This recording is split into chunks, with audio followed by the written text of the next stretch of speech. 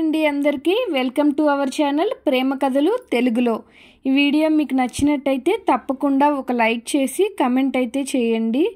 Video main concept వచ్చేసి ఒక 16 years అమ్మాయికి సంబంధించింది, లస్ట్కి సంబంధించిన స్టోరీ. మీకు ఇంట్రెస్ట్ ఉంటే మాత్రమే చూడండి. ఇది చాలా మినీ స్టోరీ. స్టోరీ నేమ్ వచ్చేసి యుక్త వయస్సు, జస్ట్ 16. మెయిన్ ఇప్పుడు స్టోరీలోకి వచ్చేస్తే, సిగ్గుండాలరా కొంచెమైనా, ఎన్నిసార్లు చెప్పు నీ బతుకు మారదా, ఇంకా ఇలాగే ఉంటావా?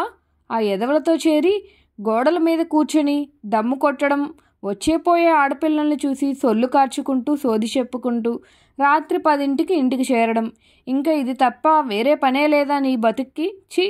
ఏదో ఒక్కగానొక్క కొడుకువి, చదివి బాగుపడతావు, ఏదో పని చేసుకుంటావని, నీ బతుకు నువ్వు బతుకుతావని పోనీలే అని వదిలేస్తే ఇంకా ఇంకా పనికి మాలిన వాడిలా తయారవుతున్నావు. తక్షణమే నువ్వు ఇంట్లో నుంచి పో, ఏం చేస్తావో తెలీదు, ఉద్యోగం వచ్చాకే మళ్ళీ ఇంట్లో అడుగుపెట్టు అని ఈ ట్రైన్ సౌండ్ కన్నా ఆయన మాటలే గట్టిగా వినిపిస్తున్నాయి. నాకు చెవుల్లో బండబూతులు తిడుతూ నా బుర్రలో ఇంకా తిరుగుతూనే ఉన్నాయి. కొంచెమైనా అలుపు సొలుపు లేకుండా విసిగిపోయిన నేను ఇలా కాదు అని నా ఫోన్ని బయటకు తీసి నా మ్యూజిక్ ప్లేలిస్ట్లో ముందుగా ఉండే ఇళయరాజా బాలుగారి పాటల్లో ప్లే చేసిన కిటికీ పక్కన కూర్చున్న. అప్పుడే మొదలైన వర్షాకాలపు తొట్టతొలిగా కురుస్తున్న ఆ తొలకరి సన్నని వర్షపు జల్లుల్ని నా చేతితో స్పర్శిస్తూ చెవుల్లో హెడ్ ఫోన్స్ పెట్టుకొని కిటికీ బయటకు చూస్తూ, నింగి నేల ఏకం కాగా ఈ క్షణమిలగే ఆగింది, ఒకటే మాటన్నది ఒకటే పొమ్మన్నది అని కిటికీ గుండా వీచే ఈ చల్లని లేత పవనాలు నా చెవుల్లో అమృతాన్ని నింపుతున్న బాలుగారి ఆ గానమాధుర్యాన్ని వింటూ ఆహా అని అనుకుంటూ ఆనందంగా ఆస్వాదిస్తూ, అద్దం లేని ఆలోచనలతో వేడెక్కించిన నా బుర్రలో ఆలోచనలన్నీ ఒక్కసారిగా నిశ్శబ్దమై మనసు కుదుటపడి లోపల అంతా ప్రశాంతత నెలకొంది. ఎలా ఉన్నావు, కుశలమేనా నేస్తమా అంటూ ఏదో బంధువుల్లాగా నవ్వుతూ పలకరిస్తూ వెనక్కి వెళ్ళిపోతున్న ఆ చెట్లు చేమలు, కొండలు కోనలు, పచ్చని ప్రకృతి సౌందర్యాన్ని చూస్తూ నన్ను నేనే మైమరిచిపోయి, ఇంతకంటే గొప్ప సుఖం ఇంకేముంది జీవితానికి అని నాలో నేనే తరుచుకుంటూ నిద్రలోకి జారిపోయాను. ఇంతకీ నా గురించి మీకు చెప్పలేదు కదూ. నా పేరు వసంత్. MBA కంప్లీట్ అయింది. నచ్చని జాబ్ చేయడం ఇష్టం లేక ఖాళీ తిరుగుతూ అలా రోజు అమ్మ వేసే మినపట్లు తింటూ, నాన్నతో చివాట్లు తింటూ పడుతూ ఏదోలా జీవితాన్ని నెట్టేస్తున్నాలే. చూసి చూసి ఇంకా ఒంట్లో ఓపిక పూర్తిగా నశించిపోయిన మా బాబు మాత్రం వస్తే ఉద్యోగం వచ్చినట్టు ఆఫర్ లెటర్తోనే ఇంట్లో అడుగు పెట్టమని, లేదైనా ఏడైనా పోయి సావు, నాకు సంబంధం లేదు అని ఎడం కాలితో తన్ని మెడని పట్టుకొని బయటకు తోశాడు. మనకు సిగ్గు ఉంది, అందుకే బట్టలు కంటిన దుమ్ము దులుపుకొని వెంటనే హైదరాబాద్ రైలు ఎక్కేసి అక్కడ ముషీరాబాద్లో పెంట్ హౌస్లో రెంటుకున్న నా 2 స్నేహితులతో కలిసి 3వ వాడిగా ఆ రూమ్లో కుడికాలు పెట్టాను. రూమ్లోకి వచ్చిన 4వ వారం 2వ రోజున ఉదయాన్నే కంపెనీకి ఇంటర్వ్యూకి అటెండ్ అవ్వడానికి లేట్ అయిందని చాలా హడావిడిగా బయలుదేరుతున్నా. మెట్లు దిగి కిందకి వచ్చేటప్పటికి ఆ పిల్ల నాకు ఎదురుగా వచ్చింది. అనుకోకుండా తన నుదుటిన తగిలి చిన్నగా, ఇప్పుడే ఆ పిల్లని నేను మొదటిసారి చూడ్డం. అలా చూస్తూ సారీ అని చెప్పుకుంటూ తిరిగి చూడకుండా వెళ్ళిపోయాను. కానీ మొహం మాత్రం చూశాక కోల ముక్కు, వాలు జడ, అమాయకంగా చూస్తున్న ఆ చురుకైన కళ్ళు, అందంగా ముద్దొచ్చే వదనారు నిందం, హిందోల రాగమంతా అందంగా ఉంది అంటూ కొద్దిసేపు బుర్రలో ఆ పిల్ల అందాన్ని వర్ణించుకుంటూ ఇంటర్వ్యూ పూర్తి చేసి రూమ్కి చేరుకున్నాడు. తర్వాత చేతిలో పొగలు కక్కుతున్న వేడివేడి కాఫీ కప్పుతో రూమ్లో వసంత్ కిటికీకి ఎదురుగా వేసుకున్న పరుపు మీద కూర్చొని పొద్దున్నే చూసి తరించిన ఆ అందమైన గుర్తు చేసుకుంటూ తనలో తనే ముసిముసిగా నవ్వుకున్నాడు. అది చూసిన భట్టుమూర్తి, ఏంట్రా మావా తెగ నవ్వుకుంటున్నావు, నీలో నువ్వే ఏంది కదా అన్నాడు కడిగిన మొహాన్ని టవల్తో తుడుచుకుంటూ. అబ్బే అదేం లేదురా, ఏదో గుర్తొచ్చి అలా అంటూనే. అవును, నీ వేలుకున్న ఉంగరం చాలా బాగుందిరా, మిర్రర్ కట్ మోడల్లో మెరుస్తున్న ఉంగరాన్ని చూసి అన్నాడు. టాపిక్ని డైవర్ట్ చేయడానికి అది పట్టిగట్టిన భట్టుమూర్తి, మావా నువ్వు చాలా స్మార్ట్ అని నాకు తెలుసురా, బట్ నేను నీకన్నా 2 లెక్కలు ఎక్కువే చదివాను తెలుసుగా. మూసుకొని మ్యాటర్ ఏంటో చెప్పు. నీ లవర్ గుర్తొచ్చిందా ఏంటి సడన్గా అంటూ కొనబొమ్మ ఎగరేస్తూ అడిగాడు చమత్కారంగా. దానికి అదేం లేదురా ఏంటంటే అని తడబడతాడు. అది కాదురా మావా. రే మూసుకొని చెప్పబే. కింద ఒక పిల్ల ఉంది కదా, ఎవరు అని అడిగాడు బట్టు సందేహంగా చూస్తూ. అదేరా, పొడుగు జడ, లంగా ఓణి వేసుకొని మెట్ల కింద ఆ సందులో లోపల 3దో 4దో పోర్షన్లో ఉంటుంది కదా అని అనగానే ఏదో గుర్తొచ్చినట్టు హో ఆ పిల్ల తెలుసులే, తన పేరు మోహిని, 4వ పోర్షన్లో ఉంటారు. అయినా నీకు ఆ పిల్ల గురించి ఎందుకురా అని అడిగాడు భట్టుమూర్తి సందేహంగా చూస్తూ. అంటే నేనే కిందకి వెళ్ళి వస్తున్నప్పుడు చాలాసార్లు ఆ పిల్ల నన్ను చూస్తూ నవ్వుతూ ఉంటుంది. అయినా నేను ఎప్పుడు పట్టించుకోలేదు, కానీ ఎందుకో ఈ మధ్య ఆ పిల్ల నాకు నచ్చుతుందిరా భట్టు. నచ్చుతుందిరా, ఎందుకు నచ్చదు? వయసు అలాంటిది మరి. నీకు కాదు, తనది. She age of 16, so will definitely like it. That is called కామం ఇన్ తెలుగు. నీకు నాకే కాదు, తను ఎవరికైనా నచ్చుతుంది. అండ్ మోరోవర్ తన ఏజ్ కూడా అలాంటిదే. ఇంకొంచెం అట్రాక్టివ్గా కనిపిస్తే చాలు, ఆ ఏజ్ అమ్మాయిలు అట్రాక్ట్ అవుతారు. తను నిన్నే కాదు నన్ను కూడా చూస్తుంది. నువ్వు తొందరపడి ఏదైనా చేస్తే లోపల వేస్తారు, కింద రాడ్ దింపుతారు జైల్లో, తెలుసుగా ఎలా ఉంటుందో. సో ఎక్కువగా దాని గురించి ఆలోచించి ఇమాజినేషన్లో బతక్కు, రియాలిటీకి రా అంటూ చాలా క్లాస్ పీకాడు అసూయతో కూడిన మాటలతో. సరే ఇంక నేను వెళ్తున్నా, ఈవినింగ్ వస్తా, ఇంటర్వ్యూ అటెండ్ అయ్యి ఓకేనా? వెళ్తూ అవును మర్చిపోయా చెప్పడం, కింద ఓనర్ వాళ్ళ కోడలు నిన్ను అడిగింది, ఏదో మాట్లాడాలంట నీతో. ఈలోపే దాన్ని కూడా లైన్లో పెట్టావేంట్రా నువ్వు అన్నాడు అనుమానంగా మొహం కేసి చూస్తూ. చిచి అదేం లేదురా అంటూ తల అడ్డంగా ఊపా. సరే ఏదోటి ఏడు కానీ ఏం జరిగినా నాకు మాత్రం ఏ సంబంధం లేదని చెప్పి పారిపోతా అన్నాడు నిజాయితీగా. గుమ్మం దగ్గర నుంచి వెళ్ళిపోతాడు. మోహిని గురించి ఆలోచనలో పడ్డాడు. వాడు చెప్పింది కూడా నిజమే. తొందరపడి ఏం చేసినా తప్పు నాదే అంటారుగా. జాబ్ వస్తే ఎలాగో ఇక్కడి నుంచి వెళ్ళిపోతే ఈ మాత్రం దానికి ఇవన్నీ మనకి అవసరమా అని అనుకుంటూ లైట్ తీసుకోవడమే బెటర్ అని అనుకుంటూ లైట్ తీసుకోలేకపోతున్నాడు వసంత్. మోహిని అందం గుర్తొస్తున్న ప్రతిసారి ఆమె ఆలోచనలో కొట్టుకుపోతున్న తనకి వాట్సాప్లో ఒక వాయిస్ మెసేజ్ వచ్చింది కళావతి నుంచి. ఎలా ఉన్నావురా? టైంకి తింటున్నావా? నీ ఇంటర్వ్యూ ఏమైంది? మనీ ఏమైనా కావాలంటే మెసేజ్ చేయరా. I was very busy, that's why could not call. I will video call you this weekend అని స్వరం తగ్గించి మెల్లగా ఊపిరి చిన్నగా భారంగా వదులుతూ చెవులో చెప్తున్నట్టు తాపంగా, let's do a lot of fun together, ఓకేనా baby? Miss you and love you baby అని చివర్లో బదులుగా వసంత్ కూడా వాయిస్ మెసేజ్ పెట్టాడు కళావతికి.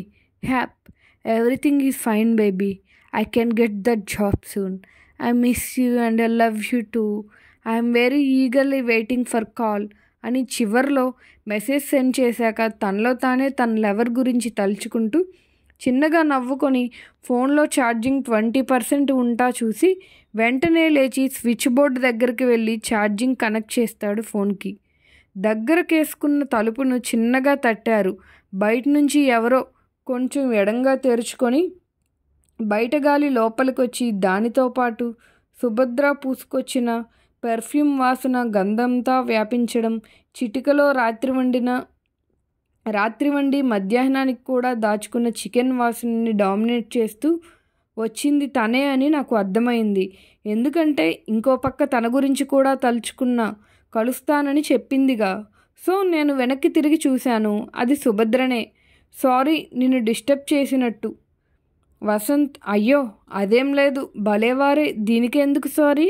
పర్లేదు, that's okay, I'm fine Subhadra. Are you sure? Ya I'm fine, come in. లోపలికి వచ్చాక ఒకరి ముఖం ఒకరు మొహమాటంగా చూసుకుంటూ ఇంకా ముందు మెల్లకడానికి ఏం మాట్లాడాలా అని పదాలు వెతుక్కుంటూ కంగారుగా చేతులు నలుపుకుంటూ నిల్చున్న సుభద్రాని, ఆమె పడుతున్న అవస్థని చూస్తూ వసంత్, సుభద్ర గారు రండి, ఇలా కూర్చోండి అంటూ కూర్చుని టేబుల్ పక్కన జరిపి తను కూడా ఇంకో కుర్చీలో కూర్చున్నాడు. తాను ఏదో చెప్పాలనుకుంటుంది, కానీ సందేహిస్తుంది. ఏంటి విషయం? నాతో ఏదైనా చెప్పాలా? ఆమె వంకే చూస్తూ అడిగాడు వసంత్. అవును, కాదు అంటూ తల ఊపింది సుభద్ర. ఏంటి ఈరోజు కొత్తగా ఎప్పుడు లేని సిగ్గు బిడియం దేనికి అని మనసులో అనుకుంటూ వసంత్ తనని ఏంటి ఈరోజు స్పెషల్? శారీ, చేతికి గాజులు, చెవికి కమ్మలు, చాలా బాగా డ్రెస్సింగ్ అయ్యారు ఈరోజు. నాకు నచ్చింది మీ డ్రెస్సింగ్ సెన్స్. మీ పర్ఫ్యూమ్ కూడా ఇంకా బాగుంది. నాకు చాలా బాగా నచ్చింది అని అన్నాడు చిలిపితో నవ్వుతూ. ఒక్కసారిగా ఆమె కళ్ళు పెద్దవి చేసి ఎక్కడ లేని సంతోషంతో మొహంలో కొంత సిగ్గుని ఒలికిస్తూ, నిజంగా నీకు నచ్చిందా? అవును అంటూ కళ్ళతో సైగ చేస్తాడు. స్కిన్ టైటన్ పర్ఫ్యూమ్, ఇది నా ఫేవరెట్ పర్ఫ్యూమ్. బిడియం వదిలి వసంత్తో నార్మల్గా మాట్లాడుతుంది. మొన్న నీతో చెప్పాను కదా అంటూ గట్టిగా నిశ్వాసించి, గుర్తుంది నాకు. నీతో మాట్లాడుతుంటే నువ్వు చెప్పే మాటలు వింటుంటే నాకు చాలా రిలాక్స్గా ఉంటుంది. అందుకే ఇలా మీతో కొద్దిసేపు టైం స్పెండ్ చేసి వెళ్దామని వచ్చాను. కృతజ్ఞతతో నిండిన కళ్ళతో స్నేహపూర్వకంగా వసంత్ చేయి మీద చేయి వేసి అంది Subhadra. Really thank you so much for your care and support. I did nothing, don't say thanks, ఓకేనా? నాకు తెలిసింది మీకు షేర్ చేశాను అంతే. వాళ్ళ హస్బెండ్తో అత్తతో ఎప్పుడూ గొడవలే. పైకి వచ్చి ఏడుస్తూ తన బాధని ఎవరితో పంచుకోవాలో తెలియక ఒంటరిగా ఏడుస్తున్న టైంలో సుభద్రాని అలా చూస్తూ మనసొప్పుకోక వెళ్ళి తనతో మెల్లగా మాట్లాడడం చేసేవాడు. మొదట్లో ఆమె మాట్లాడడానికి నిరాకరించిన తన నడవడిక, ప్రవర్తన చూసి మెల్లిగా ఆమె కూడా తన మాటలు వింటూ తెలియకుండానే అతని నుంచి ఓదార్పుని పొందింది. అలా ఇద్దరూ తమ మధ్య ఏర్పడిన గతాన్ని మళ్ళీ గుర్తు చేసుకుంటూ ఒకరి ముఖాలు ఒకరు చూసుకున్నారు. సుభద్ర కళ్ళల్లో నీరు తిరిగాయి. ఏదో గుర్తొచ్చినట్టు వెంటనే అక్కడి నుంచి లేచి వెళ్ళి పరుపు మీద 2 మోకాళ్ళ మీద చేతులు వేసి కూర్చొని ఆలోచిస్తూ బాధపడుతుంది. ఏమైంది మీకు? ఎందుకని ఎలా ఉన్నారు? ఏదైనా అని వసంత్ అడుగుతుండగానే సుభద్ర, నీ వల్లే, just because of you only. నాకు తెలియకుండానే నీకు చాలా దగ్గర వచ్చేసాను. రీజన్ ఏదైనా కానివ్వు. I know it's wrong, but నువ్వు లేకుండా ఇక్కడ నేను ఉండగలనా? మళ్ళీ నేను ఒంటరిదాన్ని అయిపోతానేమో అని భయం వేస్తుంది. Vasant, please don't leave me alone, please అని తన చేతుల్లోకి తీసుకుంటూ కన్నీటి సంద్రమైన కళ్ళతో తలదించుకొని దీనంగా అర్థిస్తుంది. వెళ్ళొద్దు, విండిపోవచ్చు కదా అని వసంత్ ధైర్యం చెప్పడానికి సుభద్ర ఒక్కసారిగా ఇటు చూడు, లేదు నువ్వు ఏదోటి చెప్పి నన్ను కన్విన్స్ చేస్తావు అని సుభద్ర అంటుంది. నో, నేనేమి వినను అంటూ దించిన తల ఎత్తడం లేదు సుభద్ర. జస్ట్ ఒక్కసారిగా నా మాట విను ప్లీజ్ అంటాడు వసంత్. సరే చెప్పు అంటూ తలపైకెత్తి చూసింది సుభద్ర. అతని కళ్ళనే చూస్తుంది. ప్రాక్టికల్గా ఆలోచించు. మనం కలిసి ఉండాలన్నా ఉండటం సాధ్యం కాదు కదా. నాకు జాబ్ వస్తే ఏదో రోజు ఇక్కడ నుంచి వెళ్ళిపోవాలి. ఎంతకాలమని ఇక్కడే ఉండిపోగలను చెప్పు? I can understand your feelings, but ఈ ఫీలింగ్స్, ఎమోషన్స్ మాత్రం ఎప్పటికీ పర్మనెంట్ కాదు. అవి క్షణంలో పుట్టి మరుక్షణంలోనే మాయమైపోతాయి. ఏదో రోజు ఇది కూడా మారిపోతుంది. అప్పుడు నేను మీకు కానివాణ్ణి అయిపోతాను. నన్ను డిస్టర్బ్ చేస్తూ ఒక్కసారిగా మోహిని నా ఆలోచనలోకి వచ్చింది. ఒక్క సెకండ్ ఆగి ఇదే మళ్ళీ చెప్పడం ఆరంభించాడు. ఇదే నిజం, ట్రస్ట్ మీ. తడిచిన కళ్ళతో అతనే చూస్తూ అతను చెప్పేదే బుద్ధి పెట్టి వింటుంది. కానీ మనసు మాత్రం అతని సహచర్యాన్నే కోరుకుంటుంది.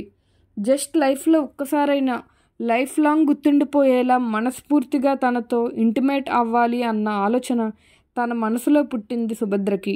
ఇప్పుడు తన చూపుల్లో మార్పు కనిపిస్తుంది. అది వసంత్ కూడా గ్రహించాడు. మనం ఎప్పటికీ మంచి స్నేహితుల్లానే ఉందాం సుభద్ర. నీకు మానసికంగా ఏ సపోర్ట్ కావాలన్నా ఐ కెన్ హెల్ప్ యూ. నా ఫోన్ నెంబర్ నీకు ఇచ్చానుగా, ఎప్పుడైనా కాల్ చేయి, ఓకేనా అని తనని ఓదార్చే ప్రయత్నం చేసి సఫలీకృతుడు అయ్యాడు వసంత్. అలా కొద్దిసేపు తన గదిన తన మనసు కుదుటపడేంత వరకు మాట్లాడుకొని వెళ్ళిపోతున్న సుభద్ర వెనక్కి తిరిగి, నిజంగా టైం అస్సలు తెలియట్లేదు నీతో ఉంటే. I love little this time spent with you, but ఆయన వచ్చే టైం అయింది. So yeah I know, that's okay fine. నీ దగ్గరున్న బెస్ట్ మ్యూజిక్ కలెక్షన్ నాకు వాట్సాప్ చేస్తావా అంటాడు. దానికి సుభద్ర ష్యూర్ వై నాట్ అంటాడు. దానికి వసంత్ థ్యాంక్స్ అని చెప్పి తనని హక్ చేసుకొని కొన్ని సెకండ్స్ తన భుజం మీద తలవాల్చి ఒక గాఢమైన నిట్టూర్పుతో లోపల బరువుగా మారిన బాధనంతా బయటికి పంపి తేలికైపోయిన మనసుతో నుదుటి మీద ప్రేమగా కిస్ చేసి వెనక్కి తిరిగి చూడకుండా వెళ్ళిపోయింది సుభద్ర. సుభద్రాని చూస్తూ లోపలికి వచ్చాడు. మోహిని ఆలోచనలనే మూసుకుంటూ మస్తిష్కములో మాటలు చెప్పడం ఈజీనే కానీ దాన్ని పాటించడమే చాలా కష్టం. సుభద్ర నన్ను ఇష్టపడుతుంది కానీ ఎందుకో కానీ తను నాకు నచ్చలేదు. అందుకేనేమో ఇంత ఉపన్యాసం ఇచ్చాను. ఒకవేళ సుభద్ర ఉన్న సిచ్యువేషన్లో మోహిని ఉంటే మాత్రం ఇలా మాటలతో మోటివేషన్ చేసేవాడిని కాదేమో. అప్పుడే ఈ కథ ఇంకోలా ఉండేదేమో. ఇక్కడ నేనేమీ మంచివాడిని కాదు కానీ మంచి చెడు అనేది పరిస్థితులను బట్టి మారిపోతూ ఉంటుంది. కంట్రోల్ చేసుకోగలిగితే నువ్వే మంచివాడివని సొసైటీ స్టాంప్ వేస్తుంది. లేదంటే నీ అంత నీచుడే ఈ లోకంలో లేదన్నట్టు అరిచి గోల చేసి రచ్చకీడిస్తుంది. ఇలా తనలో తానే తన గురించి తనే తర్కించుకోవడం మొదలుపెట్టాడు. ఇన్ని తెలిసి నేను మోహిని విషయంలో మాత్రం ఎందుకో నా మైండ్ని కంట్రోల్లో పెట్టలేకపోతున్నా. ఎందుకంటే నాకు తెలుసు అది లస్ట్ అని. తెలిసినా కూడా లస్ట్ని కంట్రోల్ చేయాలంటే ఇంకా ఎంతో మనోనిగ్రహం కావాలి. ట్రై చేస్తాను ఓకే అని అనుకొని గట్టిగా ఊపిరి వదిలి తన కామానికి కొద్దిసేపు కామా పెట్టి కూర్చున్న బెడ్ పైనే వెనక్కి వాలిపోయాడు నీరసంగా. వసంత్కి 8 వారాల తర్వాత ఒక జాబ్ వచ్చింది. ట్రైనింగ్ కోసం బెంగళూరు వెళ్ళి తిరిగి అదే రూమ్కి 32 రోజులు తర్వాత వచ్చాడు. ఇదే చివరి రాత్రి ఆ రూమ్లో. తర్వాత ఏం జరిగిందో తెలుసుకోవాలంటే సెకండ్ పార్ట్లో చూద్దాం. అదే లాస్ట్ పార్ట్ కూడా. Thank you for watching. మీకు నచ్చినట్టయితే తప్పకుండా ఒక లైక్ చేసి కమెంట్ కూడా చేయండి. అలాగే మన వీడియోస్ని సబ్స్క్రైబ్ చేసుకొని షేర్ చేయండి. Thank you for watching.